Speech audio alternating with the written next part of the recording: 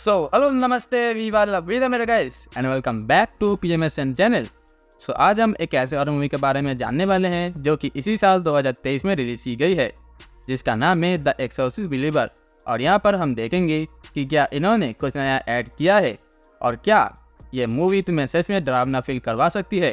तो चलो देर किस बात की, फोन को लेकर किसी एक जगह पे बैठ जाओ और वीडियो को स्टार्ट करते हैं एक छोटे से इंट्रो के साथ।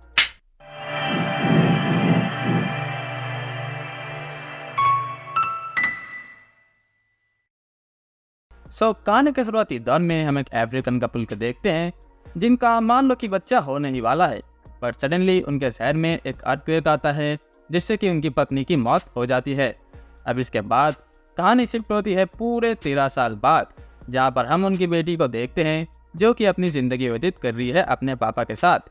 और तुम तो जानते ही हो कि टीनेज वाली उम्र में सबके पीछे चुल मची हुई होती है।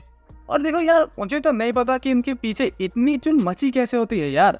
अबे एक आदमी मर गया, वो परलोक सुधर गया तो उसको शांति से रहने दो मेरे यार, पर नहीं, मुझे तो अपनी मम्मी की आत्माओं से बात करनी है। अबे यार। खैर, अब back to the story line. इसके बाद हम एंजेलिना और कैथरीन को एक जंगल में जाते हुए देखते हैं ताकि वो कुछ पुराने रस्म रिवाज के साथ एंजेलिना की मम्मी से बात कर सके। वो उनसे बात तो नहीं कर पाती, बल्कि 2 डीमंस उनके ही शरीर में प्रवेश कर जाते हैं। अब वहीं दूसरी तरफ इनके पेरेंट्स उनको ढूंढने की कोशिश करते हैं। देखो यार, यही तो मैं कह रहा था कि साला गलती करे कोई और भुगते कोई और। अब इसके बाद इन दोनों लड़कियों को पाया जाता है वहां से 30 मील दूर एक किसान के फार्म हाउस पर।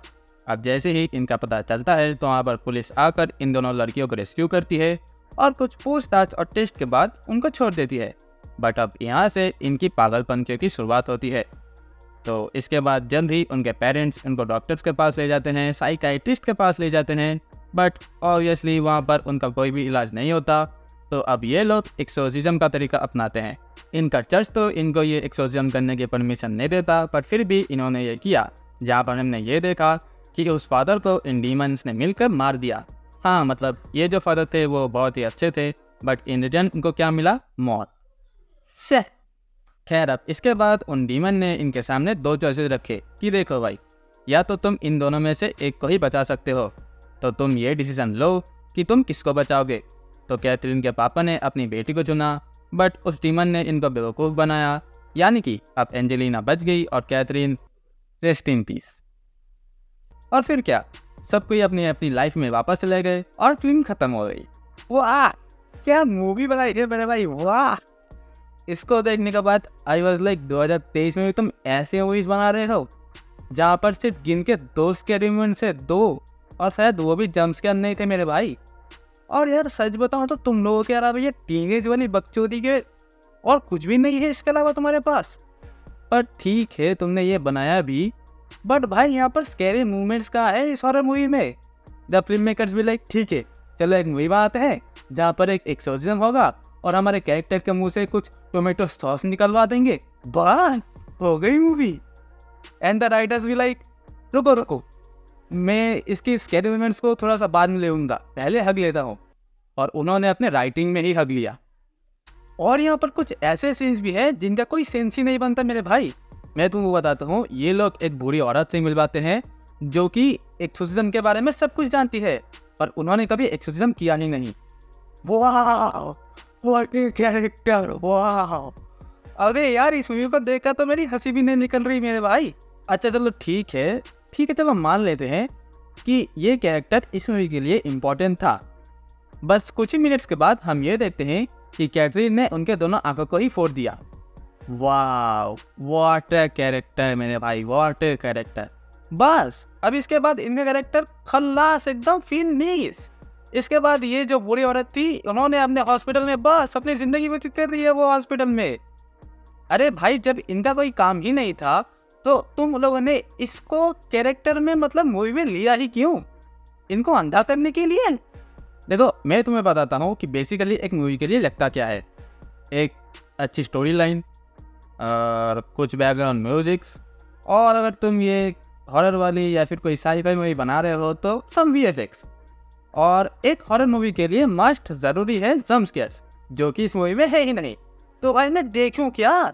ये टीनेजर वाली बकचोदियाँ जो कि मैं हर मूवी में देखता हूँ। अरे कम से कम एक डिफरेंट स्टोरी लाइन तो लाओ। जैसे कि अपनी वो मूवी थी, अरे क्या नाम था उसका, टॉक टू मी, या फिर कह लो it. Talk to me movie में जो भी टॉक टू मी मूवी देखेगा वो सोचेगा कि हाँ, ये जो हाथ है इसको देखकर अगर तुम ये बोलोगे तो भूत आएगा, इसको छूकर तुम ये बोलोगे तो एक भूत तुम्हारे अंदर प्रवेश करेगा। बट यार तुम ये यहाँ पर क्या कर रहे हो? तुम वही टीनेजर वाली बकचोदियाँ यूज़ कर रहे हो और तुम कुछ टोमेटो सॉस यूज़ कर रहे हो जो कि उनसे मुंह से निकल रही है। ये क्या है मेरे भाई? तुम भी तो वही सेम थ्योरीज यूज़ कर रहे हो, तो कम से कम डिफरेंट स्टोरी लाइन्स तो लाओ। बट नहीं, वे वो किया ही नहीं। और ऑनेस्टली अगर बताऊँ तो यार मैं थक चुका हूँ ये टीनेजर वाली बकचोदियाँ देख देख कर, और कितना ही देखूंगा मैं। ओह देखो भाई, मैं और नहीं कह सकता। अगर देखो मैं फ्लो में कुछ आके ही आ गया हूँ, और अगर तुम्हें कुछ बुरा लगा हो तो भाई माफ़ कर देना। एंड या that's the movie.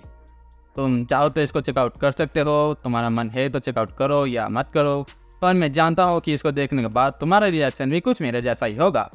So as always मैं जैसा ही कहता हूँ कि देखो भाई, ये तो सिर्फ मेरी ओपिनियन थी, सबके ओपिनियंस ऑब्वियसली अलग अलग होते हैं। सो अगर इस बारे में तुम्हारी कुछ राय है तो तुम मुझे अपने कमेंट पे ज़रूर बताना, और अगर वीडियो पसंद आई हो तो लाइक करना मत भूलना, और अगर इस चैनल पर तुम नए हो तो अपनी पूरी पावर्स की मदद से इस चैनल को सब्सक्राइब कर दो। अब मैं चलता हूँ, मैं तुमसे फिर मिलूंगा किसी नए वीडियो किसी नए टॉपिक के साथ। तब तक के लिए अलविदा।